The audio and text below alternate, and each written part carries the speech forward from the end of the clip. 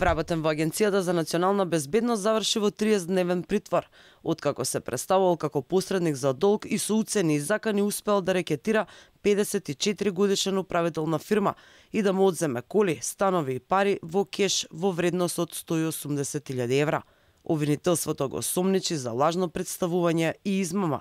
За службеникот кој се представувал дека од АНБ, обвинителството не открива ниту детали, ниту иницијали. Според обвинителство, речиси 3 месеци, осомничениот му се заканувал на управителот за неговиот живот и животот на неговото семејство.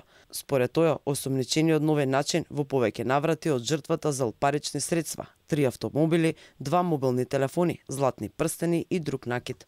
Во период од 14.12.2023 до 5.4.2024 година, пријавениот лажно се представувал како службено лице, вработен во Агенцијата за национална безбедност и со сериозни закани присилил едно оштетено лице да му даде пари, накид, автомобили и други добра во вкупен износ од околу 180.000 евра. Јавниот обвинител кој го води предметот до судијата на претходна постапка од Основниот кривичен суд доставил предлог за определување мерка притвор во траење од 30 дена.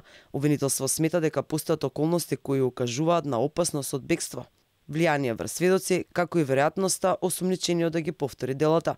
Судијата го прифатил предлогот и определил притвор во траење од 30 дена.